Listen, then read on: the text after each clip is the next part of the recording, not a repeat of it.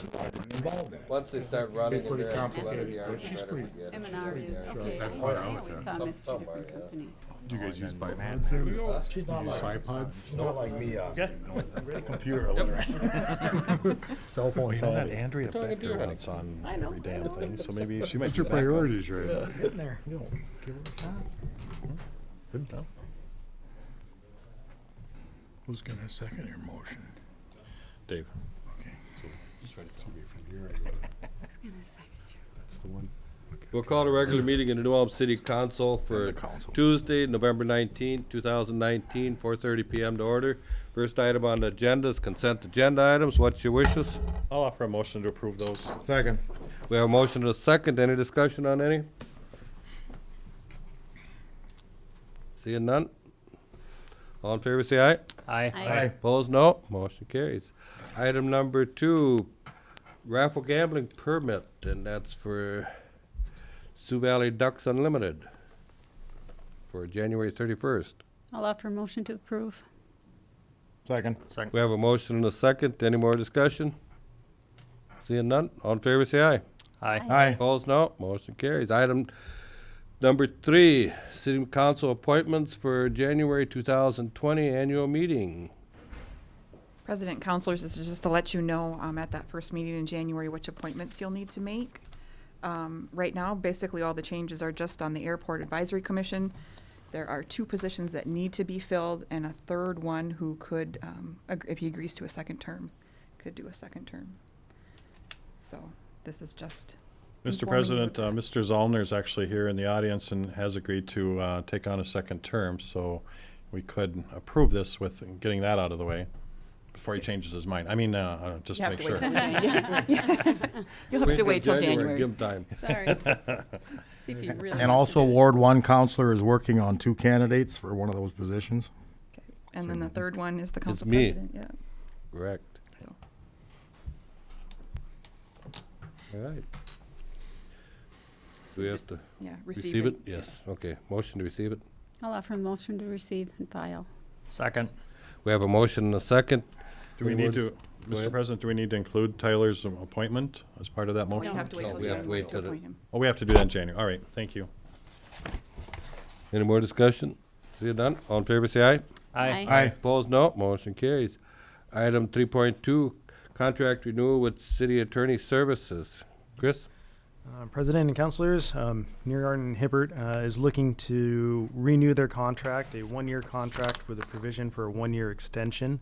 They're also proposing a 3% increase in their fees, which is kind of standard with what we're looking at for employee compensation as well. So I think looking at this contract, I think it'd be in our best interest to approve it moving forward. And then looking, starting next year, looking at other options on how to fill that position down the road. Mr. President, I know in the past we've put this out for bids every now and then as just being taxpayer conservative and making sure we're doing all the right thing. When did we do that last? I believe it was Uh, about 5 years ago. 5 years 6 ago. years ago? Yeah. I know we didn't get anybody that even bid, but sometimes I think that we still should be doing our due diligence, but I think we're running out of time to maybe do it this year, but, what did we do for COLAs for employees for next year? 3%. Was it 3? Okay. All right. And those are options I can bring to the council, at a work study session, the different options we can do, in-house, breaking up, city attorney and prosecution services, looking at different options so you can see the whole gambit. Yeah, because some cities split up the prosecution from legal or legal representation to the council and to the city staff. So that's an option too we could look at or think about for next year, or for 2021, I mean, Yeah, if we go that route, so. I guess you guys are coming a different direction than me. When I seen this, since we did it last, was a 5-year contract, I was looking for a longer term, to be honest. So, I don't know if Well, Roger's open to it. it might be longer. I guess that's up to the council. Yeah. Like I said, I just want to keep our options open, but at this point, I would obviously next year and probably the year after that. So, but I understand you might want to be looking at some other alternatives. So, your call. Well, I don't know if it's that, it's just, sometimes it's just going out there, be fair to our taxpayers, so. if Well, I there's- guess 5 years ago, up until then, we'd just been appointing, Right, and right. it was my idea back then to go out for bids, and after I seen we didn't really get nothing and nobody interested, I just think what we have is probably the best we can get. Mhm. So I would just soon go for a longer term and be done with it, but it's up to the council. Up to you. Can we do that tonight, though, if the contract is written? You can amend the contract because it hasn't been executed. So you can amend it however you like, and we can draft it to say what the term is. It'd be up to Niergarten Hibbert to accept the terms that we put forward. No, I I would think be- that, and just so the council's aware, we wouldn't have any objection to that. In the event that there would be any changes at my office, obviously, we'd have to give notice to the council, and at that point, if you'd want to make some changes, then you'd certainly have time to do that in whatever way you saw fit, considering the options that the city manager described. So however you guys would want to go with it. I would support going for longer if we would, if you wanted to go for 2 years, or it's up to me. I'm even thinking longer than that. Or We did a what? 5-year, do 3 or 4 or whatever, but more than one. You go 3? But if there is some change in staffing, or I'm sensing retirement or something like that, I think we have to Right. take a second look at that time, I and think because you're that's right. becomes a new animal. I think you're right. And I not don't- saying that we wouldn't oppose a change, but I think we have to look at what are our options at that point. So I just soon, if this is what Roger's proposing, I think we should stick with it for now. That's my opinion, but. I'm comfortable either way. I could go 2 year. I don't know if I'd want to go any longer than that, just because things can change in 2 years. But 1 year, going year to year, I feel is fine too. I don't have any. So Roger, if one of the partners would retire, for example, does that- Tom's been talking about that. how does that, how's the contract worded? I mean, does that make the contract null? Does that mean? Good question, Counselor. Basically, if you decide to go this route, I would be appointed as the city attorney. And if I was going to ask to resign, I would notify the council in advance. And then at that point, you'd have all your options open, because there is a provision for either the city or our office to terminate based upon the notice provisions in here. But we don't want to leave the city high and dry without letting you have some time to, decide how you want to move forward. So, Is there an amount, a time that if a person was to leave the company for retirement or whatever, the notice time?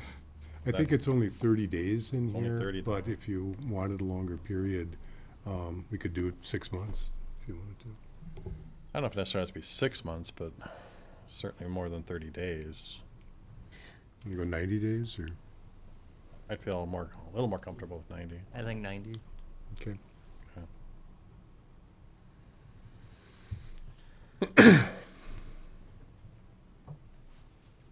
And then for the term, I don't know if there's a position on that. I'll offer a motion to go out for 2 years And amending with the 90 days? and amending with the 90 days. Second. We have a motion and a second. Any more discussion? Seeing none, all in favor say aye. Aye. Aye. Opposed, no. Motion carries. Item number 3.3, ordinance number 19-034, fifth series, first consideration. President and councilors, this is actually the second. When I copied the action form, I missed a few edits. Oh, that's So it's okay. actually the second reading. but- All right. So I'll offer a motion to waive the second reading and approve the schedule of the city fees. Second. We have a motion and a second. Any more discussion? The only changes I'm noting were in the construction and development section, correct? As far as the city schedule goes, there are changes on the park and rec and the library. I mean, they made their Okay. own changes and have been approved by their All right. boards and commissions, so. All right, thank you. Okay. Any more discussion? All in favor say aye. Aye. Aye. Opposed, no. Motion carries. Item 3.4, New Ulm Baseball Association user fee request. Let's see who's got that one. Tom Schmitz. Tom Schmitz, Park and Recreation Director. President Schmitz and councilors, you have before you a request from the New Ulm Baseball Association to take their user fees from the 2020 state baseball tournament, fees in field rent and concession stand rent during the last 3 weekends of summer for the double state tournament coming up next year, to take those user fees that they estimate in the amount of $13,000 to put on their debt, the repayment plan for the deck at Johnson Park that you authorized loaning them a little under $150,000. So that, in essence, is the request from the New Ulm Baseball Association. Thank you. Councilors have any ideas, suggestions? I guess I'll get the ball rolling on it. I'm actually the one at that Park and Rec Commission meeting. I mean, the 3 baseball, Bob Skillings, Leroy Floor, and Jim Bastian had to excuse himself from the meeting. And I could see it was wavering a little bit, the other members, about making a commission. I was actually the one that said, okay, you don't want to make a decision, forward it to city council with no recommendation. Will be the final outlook on it anyway. And that is why it's here. I've been tossing and turning it around, doing some homework with it, did get some phone calls. I remember saying at the meeting, you know, there's a few things in here about, let me find it, you know, like NUBA promised. They didn't really promise, they pledged to repay us back. They didn't promise, nothing in writing, nothing was signed. Am I correct, Roger? This could take 10, 15, 20 years to pay back. I think I pointed out at the time there was not a promissory note that was signed. Right. And it was pledge, promise, I guess, however you want to interpret that. And I give baseball a lot of credit for that issue, but, you know, I did find out the $13,000 is projected in the Park and Rec's budget revenue for next year. And in my mind, all of a sudden, this costs us double. We give the baseball the $13,000, and Park is minus 13. It's costing us double. I mean, I'm positive the baseball has treated the city of New Ulm good. What they've done for the city, I guess I don't see their big hurry. I see the hurry, but I don't see the big hurry in getting us paid back. But it was hard to justify when a Legion member asked me, well, we do an Upper Midwest Classic every year. For how many years? Are we going to get that? They'll be in next year for it, I'll guarantee. I mean, I get this is a major tournament in New Ulm. It's going to draw people in. If I compare it to the Legion, the VFW, who does it every year, 3 days, rent our diamonds, motels get filled, restaurants get used. Get ready for that question. You going to waive it for us? It will come. At least the member of the Lease said it will come. President Schmitz and councilors, that is underscored a bit under the primary issues and alternatives on the action form, number 3, setting a precedent of basically waiving user fees. So Councilor Christian is correct in stating that. It's also in the action form.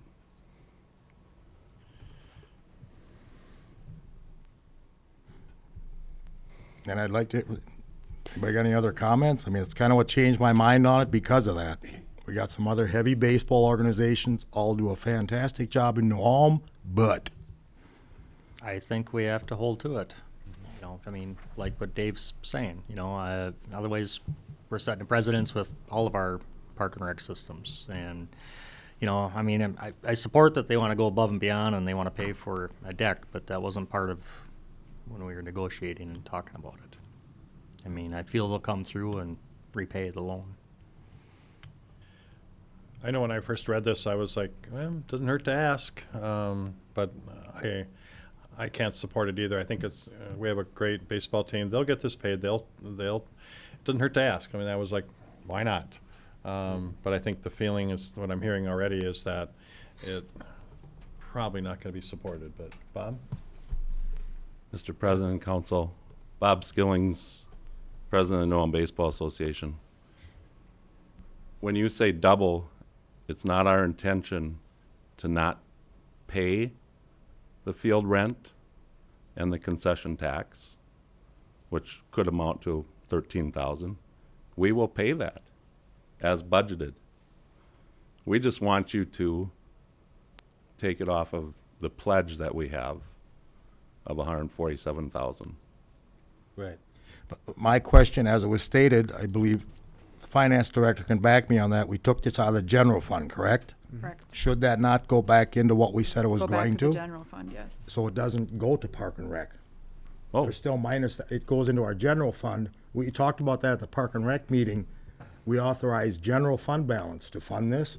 I mean, now is the time to do it, I agree. We're gonna get a great observation deck, but it won't go back to Park and Rec. We voted that it will go back into the general fund. Park and Rec will be minus that revenue. so the revenue that the tournament is generating, If we would okay that 13,000 would not go to Park and Rec's budget.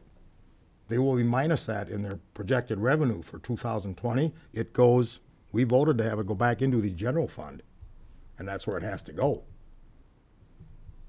That's what I'm getting at. Oh, It's like well. costing us double. oh, Because the Park and Rec is minus their projected revenue forecast, which they do every year.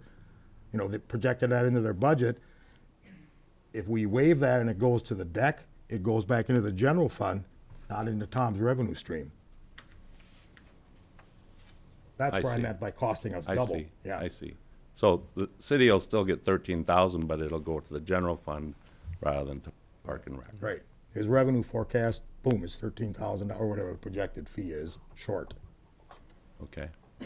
The fees will go to the parks. The fees will go to the park, yeah. But Right. your Once the fees payments- are paid, they go to the Park and Rec revenue. Right. But then where does that 13,000 that you're saying is going towards your loan coming from? They would take it from the Park and Rec fund, put it into the general fund, which leaves his fund short. Right. 13,000 short. Right. In his budget for next year. 'Cause Tom you, don't have a problem with that, I don't think, but never. I'm sure he projected that 13,000 in your budget. I'm sure he Yes. did. Yeah. Yes. he did. Yes, Yeah. fees, User fees, yeah. I think New Ulm Baseball Association's good for getting this paid off, and we know it's gonna take some time. We knew that when we approved this, so. But I think they're, I said earlier, it didn't hurt to ask, but I don't think we're gonna support this particular request, so I'm gonna offer a motion to deny the request. Second. We have a motion to second. Any more discussion? Seeing none? All in favor, say aye. Aye. Aye. Opposed, no. Motion carries. Thank you, Bob. Item 3.5, Park and Rec Department donations. Oh, you got a lot. Who's gonna read all those? Okay, it popped up for me, sorry about that. Computers are slow I'm tonight. gonna offer a resolution, waive the reading to accept the donations offered to the City of New Ulm Park and Rec Department as outlined. German Park Amphitheater, 150 cash from Pat, Ken, Eric, and Sarah Record, $65 cash from Kurt and Cheryl and Kendra Corman, 25 cash from Sanda Sorheim, $20 cash from Tom and Robin Huber family, $20 cash from Lee and Colleen Furchow, $20 cash from Mark and Sue Allery, $20 cash Jeremy and Katie Peckert family, $20 cash Kim and Eric Stern family, $20 cash Tom and Kelly Kutnecht, hope I did that right, $10 cash Joanne Gugesberg, $10 from Marla Schlumberger, $10 cash from Deanna Banshee, and $10 cash from Kevin and Judy Nelson. Splash Pad, $65,200 cash from Barb Harrison, 28 Roslyn Road, and that's it. Total of $65,600. Thank you. Yeah, no problem. Thank you. Thank you all. I'll second the motion. We have a motion and a second. Any more discussion? Seeing none? All in favor, say aye. Aye. Resolution, sorry about that. Counselor Fisher? Yes. Counselor Mack? Yes. Counselor Schultz? Yes. Counselor Christian? Yes. President Schmitz? Yes, motion carries. Item 3.6, lease agreement with the Lutheran Social Services Senior Dining Program. President Schmitz and councilors, you have before you basically an annual request as we adjust fees normally on an annual basis. You just approve the second reading of next year's fee schedule for the city. And this is an opportunity to consider that with the vendor that provides food service at the community center by renting the kitchen and the cafetorium over the midday, Monday through Friday, to prepare meals for seniors, many of which are delivered outside of city limits. You have before you lots of information in the action form. And my recommendation would be to try to keep up with inflation and raise the user fee just slightly from $51 per day to $53 per day. Tom, could you fill them in on a few of those questions we had asked the representative from the Lutheran Social Services about with the county participating? It was over a year ago we had asked them that question, what report they gave. Yes, and actually we have her in the audience Oh, okay. again, I do see her. Sarah with Okay. Lutheran Social Services. But basically, the meals get delivered outside of city limits to St. James, Comfrey, Sleepy Eye, and Springfield, is what she told us at the Park and Rec Commission. And there is no funds that go directly to Lutheran Social Services or to the city of New Ulm from those communities, or from those cities or counties. It's important. My understanding is that the seniors, there's a recommended fee for them to pay for meals, but there's no requirement that they pay anything for a meal. And of course, that whatever they do pay ends up going to the vendor, the provider, Lutheran Social Services. So this fee is a Lutheran Social Services vendor fee, not necessarily a fee that's imposed on the seniors to get their meal. Well, I guess I'll say something. I've said it before. I'm against raising it. I just think we need to do stuff for our seniors, and I really don't care if it goes outside the city. Everybody pays taxes in town here. The seniors have paid it their whole life. We do things for everybody else in the community, and if that's the last thing we can do for them, so be it. I guess I'll support leaving it at the same without an increase at this time. I feel it's important for the community, and that's where I'm at. Didn't we consider, when this came in front of us the last time, that we asked that they do look for other financial support from the counties and these other cities? Do we know if that happened at all? Did they make requests? My understanding is that they have not. I don't know if you would like to have Sarah come up to the podium. One other document in the packet is a sheet of financial information off of their website denoting over a $3 million net profit last year and over a $5 million net profit the year before with corporate Lutheran Social Services. You had a question for Sarah? Yeah, I just wanted to know about other fundraising efforts or what's happening in that area. So the other communities that Tom mentioned, Comfrey, St. James, Sleepy Eye, Springfield, they don't charge us to be in their city's facilities or their community's facilities. So it's an in-kind contribution to Lutheran Social Service to operate in those communities. The one The only comment, that charges. right, the one comment I do want the counselors to know, but that's just a drop-off point, correct? Not a kitchen. That's No, where we we- drop the meals off at. Vendor. No, we have a sit-down meal in Sleepy Eye at Ross Park Apartments. We operate in Springfield out of Downtown Estates where we actually package the meals there on site. So it's not just a drop-off. It's not entirely Meals on Wheels. Okay, In St. James, the city actually does charge us to be there and to operate both our Meals on Wheels and senior dining out of those locations. There was a question at the Park and Rec Commission of other funding. We do receive United Way funding from Brown County United Way. They did not meet their campaign goal. So there's a 16% cut to all partner agencies across the board. So for us, that amounts to over $1,000 for the next year, 2 years. and one question, it's my fault that I didn't ask at the Park and Rec meeting. Do you ever track how many total dollars in donations that they receive a year for the program? donations from the seniors themselves Well, no, I towards mean, the cost of their total meals. donations, like you said, United Way donates, Right. Our previous allocation from the city, from the United Way, was $8,000, and that's been cut by $1,280. So we're serving similar amount of people with less dollars that way. The actual average, so as Tom mentioned, we do not have a set charge for the meals for anybody 60 and older. We receive about a third of the funding for the program from the Minnesota River Area Agency on Aging, which does constitute some state and federal fundings, primarily the Federal Older Americans Act dollars. So because of those dollars, we cannot have a set charge for anybody 60 and older. So this far in 2019, just for New Ulm, the average contribution is $2.40 for people eating down at the community center. So that's almost $2 less than what we actually suggest. For our Meals and Wheels, it's actually a little bit better. It's $3.18. So we can have a suggested donation of $4.50 a meal, but we don't come anywhere near that. Ma'am, could you speak for Mr. Go ahead.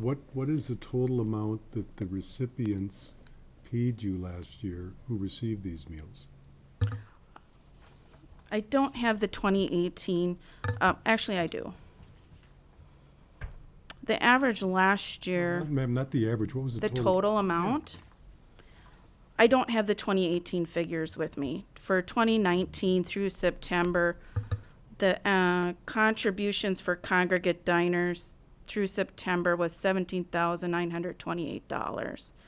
For Meals on Wheels was $36,754. And that's in addition to the other funding that you're getting.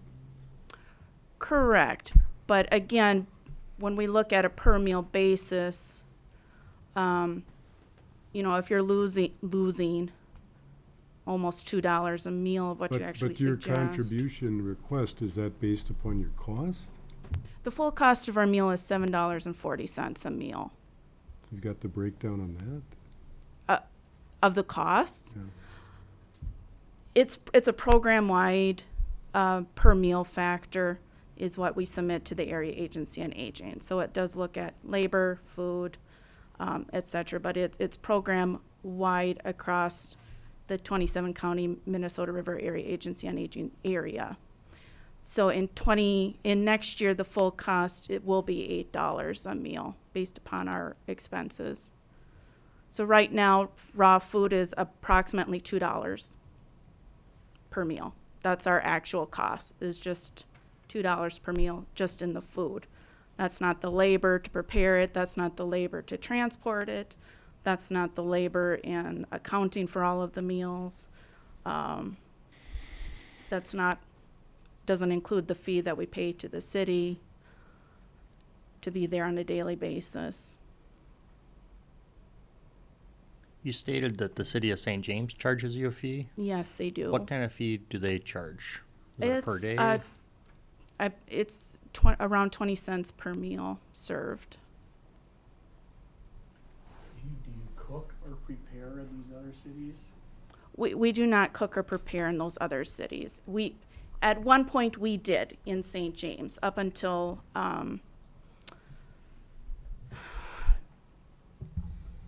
2010, right around there is I think when we approached the city to ask permission if we could have those meals be prepared here for City of St. James.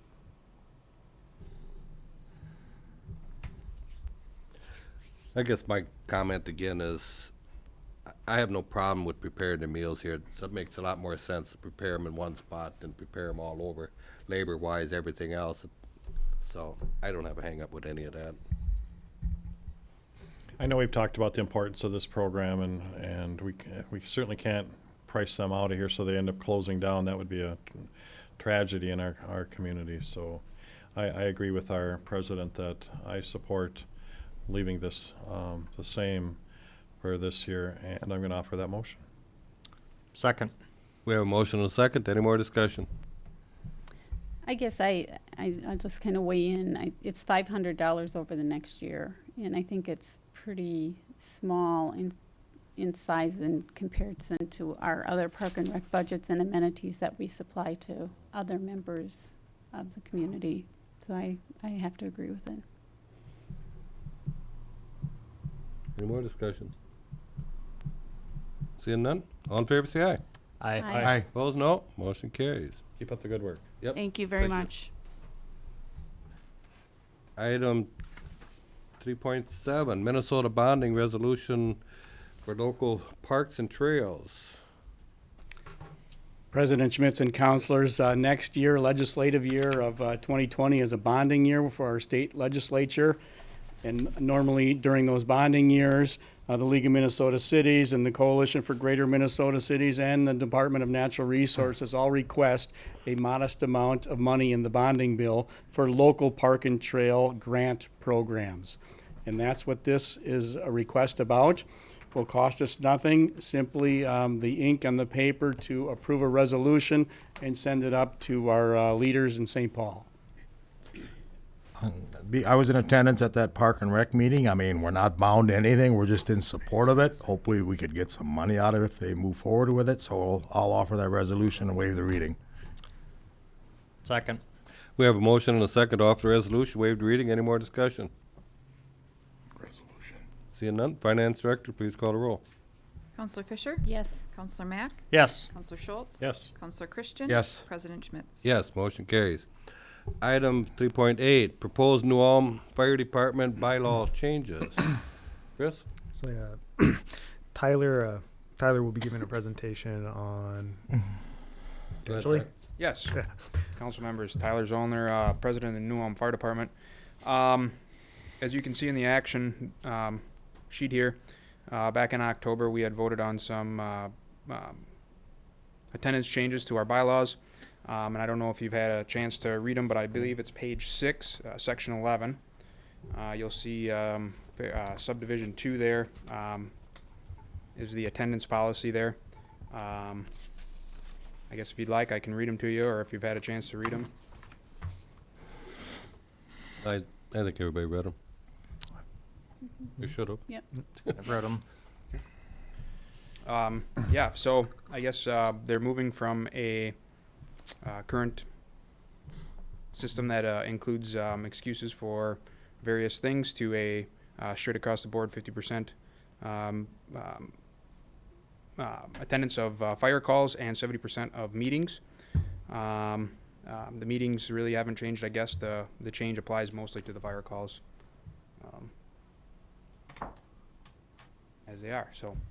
When is Okay. the last time that this was amended, or? I guess Paul may be able to answer a little better, but some of the people thought more than 20 years ago, Paul, if that's correct. I'll verify that one. It's been past 20 years. Yeah. I know that for a fact. I'm going to bring up a couple of questions. I battled with this. I'm a retired firefighter. Everybody knows that. I'm going to look at it like a city councilor.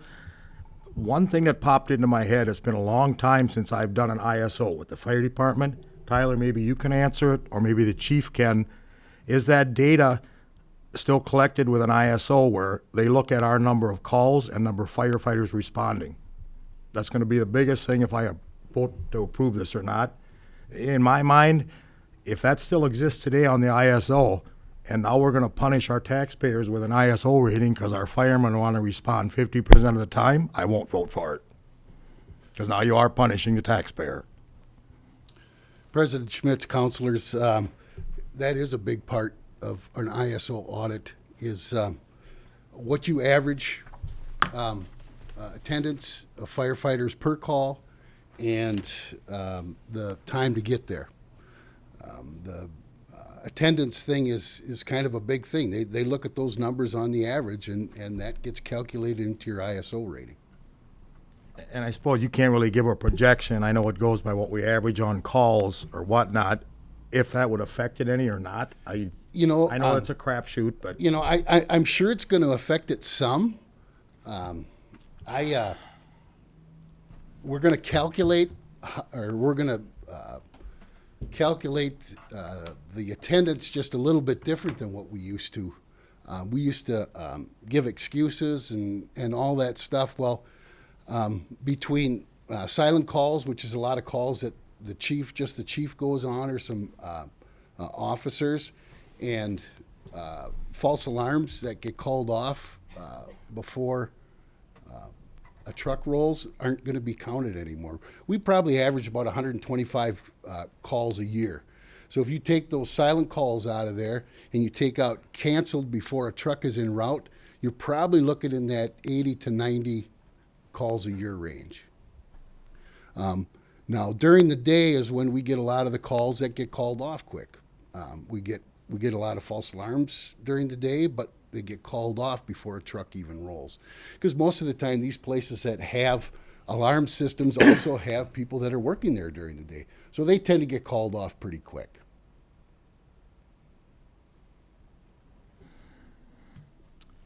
I had received a couple phone calls and emails, concerns about this new policy, and one of the officers talked about they probably would have to resign because they couldn't meet this criteria. That really concerns me because I know that we don't want to lose our firefighters. Is that a concern of yours? You know, I don't want to lose anybody either, but if we don't have people there, I mean, the excuses, for work and for family and that kind of thing, well, that can build up to,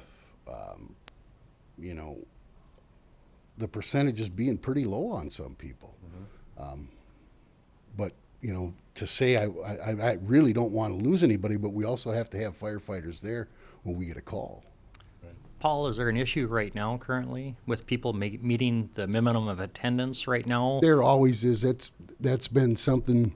I mean, is it percentage-wise that it's been my experience that whether it's 70%, 50%, or 30%, I think you're always going to have that percentage that's going to be skirting that percentage all the time. Is there any reprimand or warning that they have that Well, there is, but when we talk about excuses, how can I say that? Okay, well, that used to be a family when you're with your family or you're going to a family outing, it was excused. It's hard for me to distinguish that, and that's why we kind of want to go to a straight percentage. Now, this whole thing kind of generated. Or started because we got a letter from the state auditor's office that we need to account for service credit for our firefighters. At the end of the year, I have to show for each individual what their percentages are, and I have to send that report not only to Nicole, but I need to send it to our Relief Association. And it says that I have to sit down with each firefighter and go over their percentages, and that way if there's any discrepancies, they can try to resolve it. Well, if we have all these excuses, I'm going to get 40 different excuses why I wasn't here, why I wasn't there.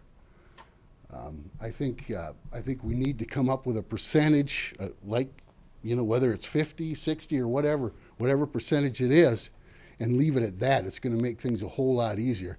That's what I called up to the state auditor's office, and that's what their best practice was. She said, make sure you leave some kind of a clause in there for extenuating circumstances. And we've done that in the past. We understand that sometimes there's going to be some family issues, and we give them as much time as they need to take care of those family issues, because really if things aren't right at home, they're not going to be very good to us at the firehouse either. So what we did, it used to be just up to the chief. So what we did, we put in the bylaws here that it would be all three chiefs would make that decision. That way it doesn't look like there's any favoritism to one person or another. Is this similar to like other communities our size? Are they doing something like this? Did you review any other Yeah, communities? you can look across the board. As much as they're the same, they're all different. You look at some of the smaller departments, and we're probably mid-range to a bigger department. And some of them have 40%, some of them have 30%. But you have to take a look at what their call log is. I mean, how many runs are they actually doing a year? Are they doing medical? Most of these smaller departments do a lot of medical runs. So they keep their percentages down like that, because you only need, you know, if you're doing a medical, you probably only need maybe 4, 6 people at the most. And they're getting a lot of calls like that. You also have to take a look at how many calls they're getting, you know. Somebody that really compares good to us is North Mankato. They do strictly fire calls, and they average about the same as we do, maybe a little bit more. And theirs is kind of it's based on a curve, you know. It's what everybody is averaging. You have to stay with that average. It's a whole calculation thing, and you know, it's something that I wouldn't care to get into, but I think we could. I think we can make work a straight percentage and still feel the fire department. Do any departments ever have? Oh, sorry. I just chime in just a little bit on this. You know, I support this, and it's really because when you want to be a firefighter, it's a job. Yes, it's a volunteer position, but it's a job, and there are requirements that you need to fulfill.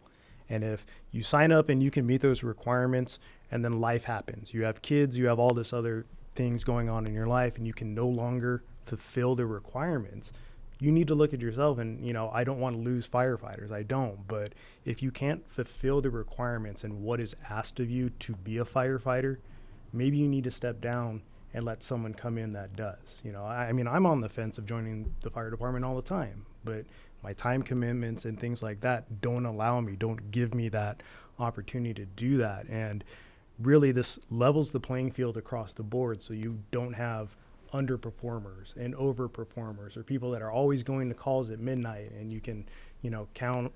I know who's not going to show up at midnight, but I know who is. It's, you need to take the responsibility for the job that you signed up for. And this is a very clear and easy way to do that, so you can see and really make those adjustments to your own life. And maybe I can't do this at this point in time, but 2 years down the road, after my kids are a little bit older, I can rejoin again. You know, there's no saying you can and can't do that. I mean, it's evaluating and being the best you can to fulfill the needs and fulfill the requirements of the city. You know, we need to have reliable service, and this is how you kind of get there. Well, I know from what I read, there's certain people that can make some of the fire calls and some that can't, and so my question is, are there cities that have different levels? There's a difference between a car fire, a house fire, an apartment complex, or an AMPI fire, where you need all hands on deck and you want as many firefighters to help as you can. Has there been any thought to that there could be different levels for those? Well, there can, but you know, if they can tell me exactly what's going on before we roll, Right. you know, but that just isn't the case. I'm gonna back Paul. When you get a call at 2 a.m, car fire, you get there, the whole garage and house is engulfed. You dispatched one truck because you were told it was a car fire. Don't do that. Okay. There's a prime example, and it happens a lot. I guess my question and the concern of mine is, and from the people that I've talked to, is we've hired firemen or firefighters that have daytime jobs outside of New Ulm. And that concerns me that is not going to be an excused exception at this point. And we hired them knowing that, and you know, and now we're going to say, oh no, that doesn't count. Now they might not meet that percentage because they're going to miss. I think this week, or was it today, you had 2 calls today that were, you know, and those gentlemen are working. Those wouldn't have been counted because they were canceled before a truck rolled. And that's why I'm saying that during the day, these calls like that get called off pretty quick. So more than likely, they're not even going to factor into it. Now, if it was a garage fire, jeepers, I would expect them to try and make their way back to New Ulm and give us a hand if they can. If they can. If they can. Yeah. If they can. But, you know, gosh, I have an assistant chief that spends 3 days out of the week out of town, and he makes 70-some% of his percentages. So I think it can be done. The other thing you do have in here that, you know, you reserve the right to execute different ideas or whatever. If somebody's out of town, you aren't going to get rid of him just because he has to be at work. I mean, So, I guess I have no problem. But work isn't I an actually like to see- acceptable excuse. I mean, they're- you know, as they- a they're rule, gonna be work excused. isn't. I think that's what they're trying to get away from is okay, this person's work, you know, he is excused from work and this next person, well, no, that wasn't good enough. I think that's what you're trying to get away from. Exactly. And You know, so- I'm trying to get away from the excuses altogether. Right, Come right. up with a percentage that we all can live with, and we make sure that we're responding to the needs of the city. So how many firefighters do you think will eventually leave if this is passed tonight? I have no idea. I'm guessing there's probably maybe 3 or 4 that are. That this will affect? It will affect, yep. But I think you have to take a look at majority of your calls and your actual fires come in the evening and on weekends. Yeah. So we have no percentage now, is what you're saying. We have 70% across the board, but then it comes with excuses. Right. Now we're going 50%. And no excuses. No excuses. I mean, I know that the majority of the department voted on it. What I don't want to see happen is the dedicated firefighter making 90 to 95% fire calls, training and whatnot. I can start slipping. Hell, the other guy gets by with it. I don't have to get up at 3 in the morning. Sorry, I don't want to see that. I don't want to see it affect the ISO rating. And that, Right. that Nor do I want to certainly see the level of protection go down at the city at 30 below on a house fire because I made my 50%. Have we lost many at the 70%? No. So- We've lost a couple guys to jobs. One has a job up in Minneapolis, and he does a lot of traveling. And of course, he knew he wasn't, couldn't do justice to it. We had another guy that got a job up in Northfield, and he works. He does like 4 10-hour shifts in a row, and he knew he wasn't going to be able to fulfill his obligations. I mean, we understand that things change, but we also need people that are here. Right. I guess I have a little bit of a hang up with the 50%. I'd like to see 60 or something. If we were at 70, I think that was 70% of total calls. Right, I even- agree at that. But And now still. you've changed the way you're going to do. Yeah, that was calls and training and everything. Right. Yeah, they're doing it different now. So it's 50% of fire calls and 60% of training. 70% of training. Oh, Seventy 70%, I'm what's sorry, in here. 70% of training. And that's, your training, I think it's 35 days out of the year, 35 evenings out of the year. And I think 70% makes you, 26, 27 you got to make out of those? And we think the training part is extremely important. That's why it's got a higher percentage to it.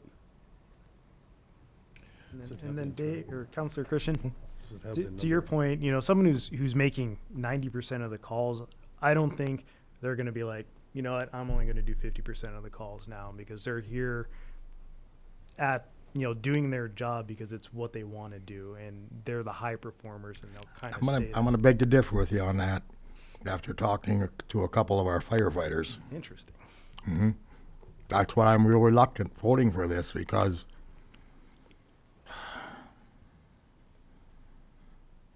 I just don't want to see the ISO affected or level of firefighters responding because we lowered the percentage. Hope it doesn't happen if it goes through. Not fair to you, Dave, but being an ex-fireman, what would you recommend? I just thought it was a big jump. I mean, in my day, you made the 70%. Lo and behold, I'll pat myself on the back. I was one of those 99, 95%. I mean, I'd have probably went right on through if, okay, the first year you asked us 60%. Okay, let's try that. Paul, I want to see the report in a year from now. What's our data showing, who's responding and whatnot. And that's certainly a possibility. Do we have any data right now that you could show us for attendance? I can show you attendance and the percentages the way we calculate it now. But unfortunately, our canceled calls are just canceled calls. We didn't say canceled en route or canceled before a truck left the station. So that's kind of probably the biggest factor that I can't give you.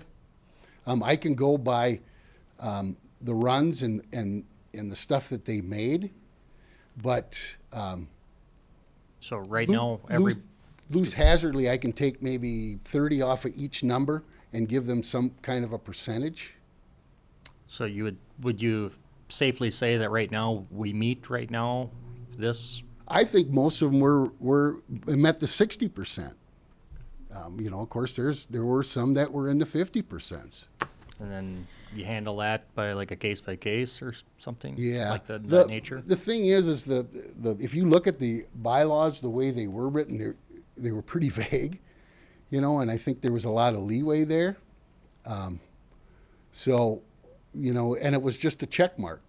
They never had to sign in or anything like that. Where under the new system, in order to be counted in, you're going to have to sign in. We're going to need your signature to prove that you were there.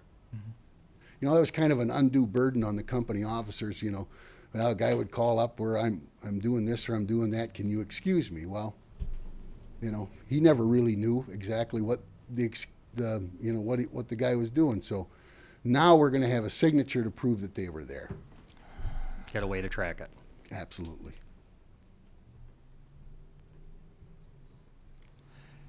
I guess we have to start sometime, you know, and we have to look at it. You can try it for a year, see what some data comes back with.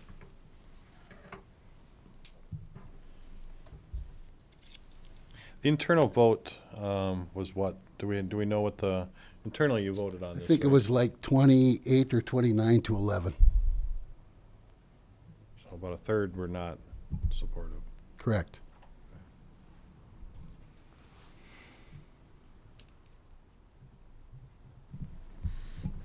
And I suppose, Paul, the head count wasn't the third. Did they want to leave it as was? Did they want to? No, we never took a head count of that, but I know there were some of those in that 11 that voted that thought it was too low, not too high.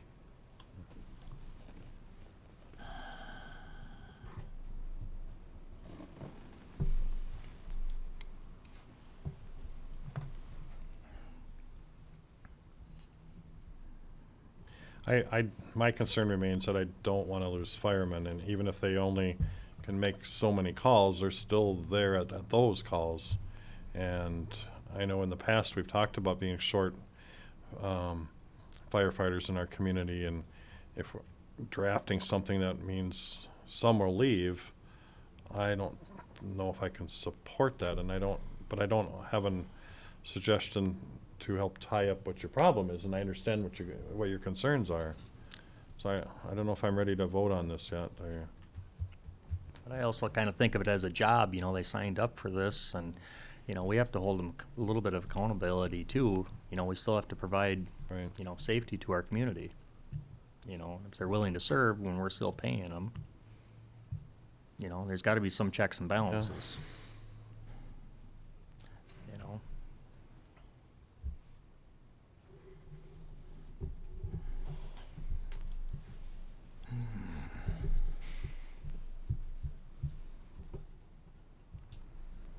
If there's several of us that maybe have concerns, do we want to table it some more time to think about it? And is that under consideration, or people want to vote on this?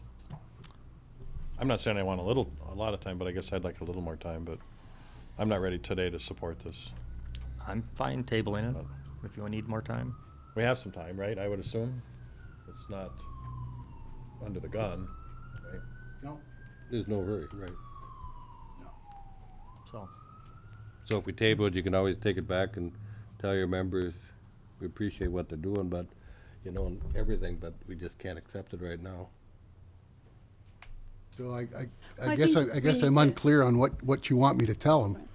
I think, I don't think we know. are we looking for more data? Are we looking for more call data to see what, you know, We could go that what, route. Yeah. you know, we got to give them some direction on what we want. In my mind, it was As just far that as- big jump I saw. I remember serving with the 70% was the total, but now you're coming in, and I agree with Paul on the training. It's the utmost importance, especially that first 5-10 years, firefighter getting, you know, his job duties and whatnot.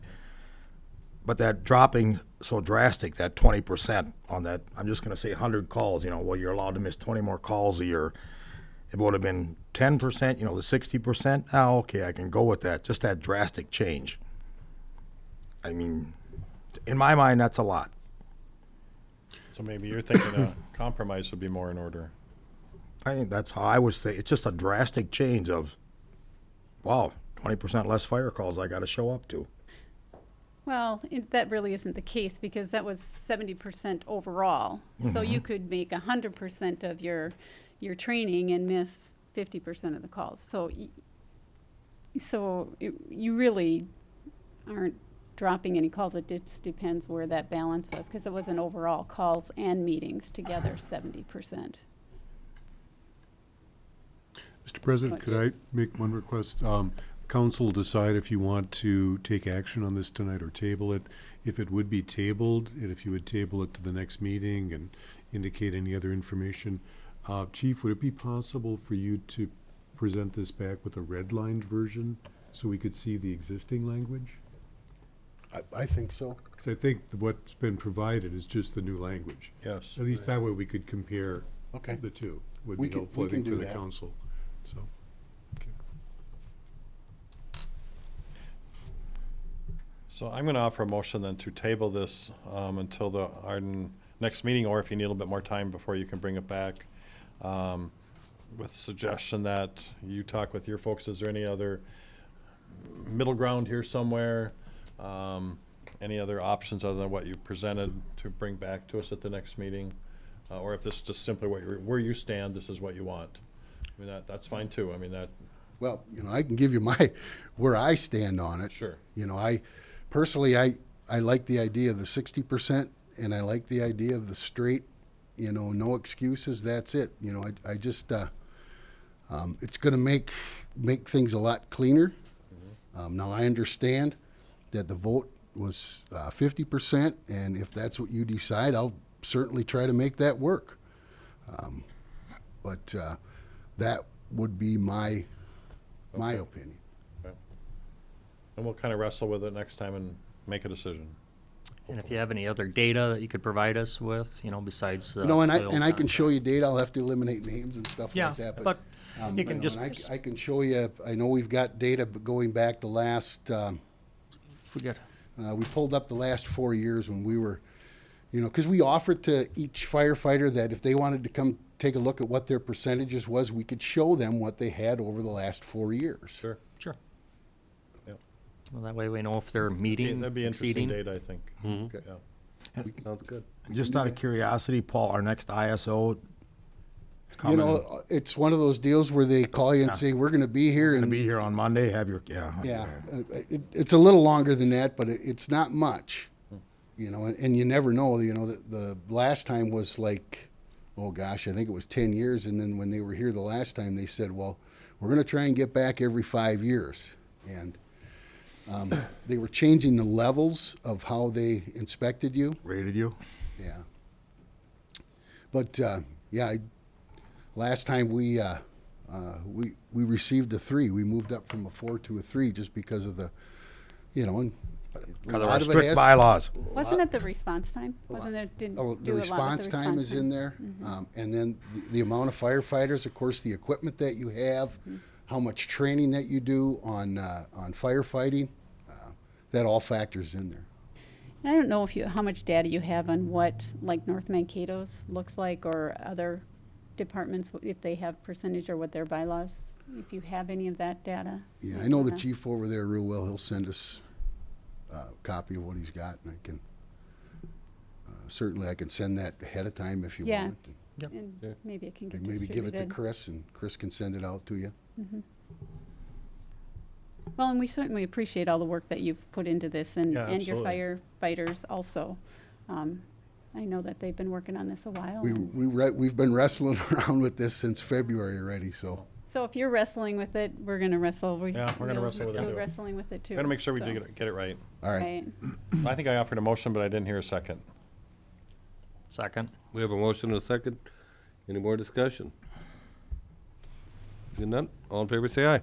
Aye. Aye. Opposed, no. Motion carries. Thanks, Paul. Thanks. Thank you. Okay, item 3.9, petition the court to reappoint the city charter commission members. Roger's got Oh, that. Mr. President, city staff called to my attention the fact that under the existing district court order appointing the members of our charter commission pursuant to state law, 4 of them were appointed for 2-year terms and the other 5 for 4-year terms. That's because the commission was basically reinstated anew. From now on, each member would be serving a 4-year term, but the 4 2-year members' terms are expiring at the end of the year.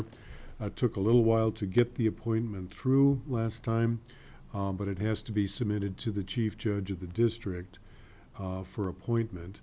And the action item indicates that the 4 members whose 2-year terms would be expiring are Dave Christian, Les Schultz, Rick Jensen, and Mike Wise, I believe. And the commission, I thought the 9 members who did make it up did an excellent job. They all pretty much attended, paid a lot of attention to the issues.